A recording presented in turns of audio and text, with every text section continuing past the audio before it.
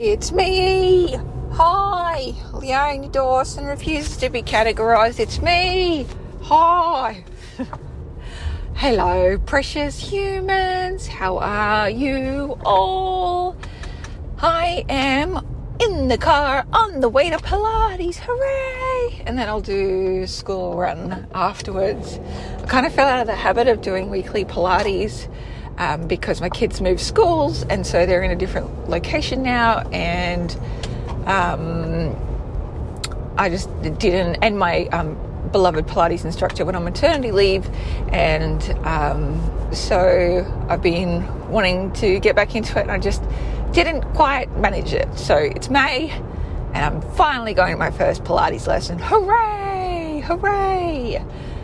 So fingers crossed that this is a good fit for me. It's a rehabilitation Pilates thing, which is awesome because I need to be in Pilates that's full of old people with injuries and not young, strong people who can push themselves, because I can't push myself, otherwise I'll dislocate a piece. So fingers crossed. Wish me luck, my friends. Wish me luck. I also... I just started using this, but I am so excited, guys. So excited. I started using Motion app, not Notion. I've used Notion and it's fine, but nothing like revolutionary. But Motion, Motion, started using that, and I am mad keen on it. It's just, I can't believe that software hasn't done this before. So, you know, usual task managers, all that kind of stuff. This is like a task manager, but then it turns into an executive assistant. So what it does is you put in all your tasks and your priorities, their deadlines, and your work, you know, the hours that you work with. It integrates with your calendar so it can see when you're in the office and when you're not, or when you've got appointments or Zoom calls or whatever, and then it maps out your week for you and gives you your highest priority tasks, and it will also tell you if you're going to miss a deadline because you don't have enough hours or you've got too many things booked in.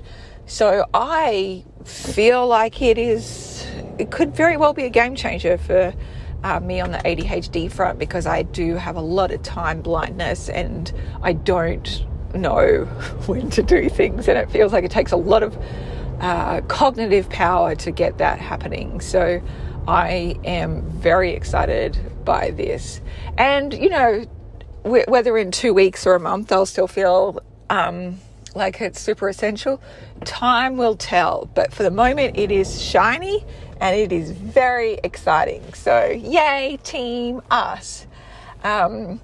Which is kind of funny, right? Like sometimes I feel like I just need a new productivity system just to, for novelty reasons, because ADHD.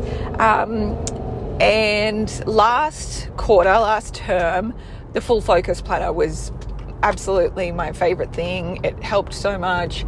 And I was super grateful for it. And then I just kept on feeling like I just need to try this other thing out instead, because I was getting tired of like writing and then rewriting my priorities and stuff like that. So I love that this just kind of like time blocks everything out for you, and you can kind of see as well where you're just not going to have time to do things and where the essential ones are going by the wayside. So that's very exciting to me. And also, like, we've got some family visiting at the moment, and we're going to do some extra things with them. And we still will, but I also looked at my calendar and I was like, oh, I've actually got quite a few deadlines this week. So if I go out every single day, one, I'm going to end up in autistic burnout, and two, I'm just not going to get done like the things that I've committed to doing. Like I've got my presentation due for Heart-Centered Business Conference, and a bunch of other stuff I'm working on as well for my academy. So yeah, I've gone over it with my husband, and I showed it to my husband actually, and he was like, wow, that actually looked like a useful bit of software. Like that's, I don't know why they haven't done this before. So to impress him is a lot. But yeah, showing my husband, and he was like, yeah, that's a lot on your plate, so let's we'll go out on Wednesday, we'll go out for lunch on Friday, we'll do something on Saturday as well, but we won't do something every single day. So that has been really helpful and useful, and I'm very grateful. What else is new? Me and Zita have been working on a new membership site for the Academy as well, just to make it streamlined and easier for people to access all information and to know exactly where it sits, because there's lots and lots of resources and templates in there, of course. I'm excited to share those with people and make miracles happen. It's been a fuck ton of work though. We've been working with a few Kajabi experts to make it happen. It'll be bonza once it's done, but in the meantime we're just like, fuck, this is a big project, holy shit. Oh, bless. I'm so grateful. Like, I shared a post last week about surviving and thriving as a neurodivergent entrepreneur, and for me, I realized one of the big things for me is, one, I have a small team, and I have had a large team in the past. I'm not interested in doing it again because it becomes too much people drama and cuts too much in profit margins and things like that. I just wasn't a fan of it at all. But the second part is the people I do hire, with people I work with closely, I need them to be neurodivergent. Like, I need them to be autistic or ADHD or both, because they speak the same language as me. They're really blunt. They're overly communicative, very detailed, and that makes a lot of sense to me. And they're not subtle. Like, I love the no subtlety, because I don't understand subtlety. Like, I'm just constantly begging people, like, please just tell me what you mean. I don't understand. Does that, the way that you're looking right now, what does that mean? So just having the same basis works really well for my brain. Plus, I've discovered, like, I've worked with neurotypical people before. I drive them fucking nuts. They drive me fucking nuts. So it all works out well. And before you go, that's reverse discrimination. No, it's not, because neurodivergent people can be underemployed. Statistically, it's the case. They're usually the ones that are being discriminated against. So I'm very happy to just build a neurodivergent workforce.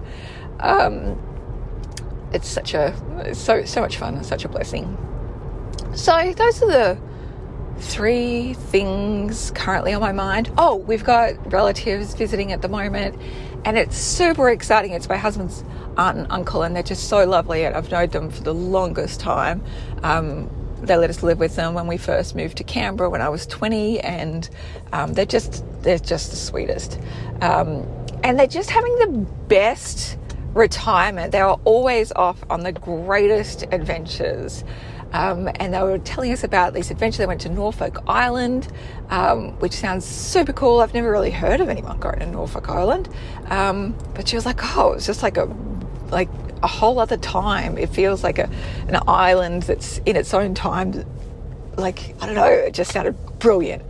And then, of course, she goes to England quite a bit because she's got a daughter that lives there. So, and I desperately want to go to England, and they've just booked a trip to Japan, and I really want to go to Japan.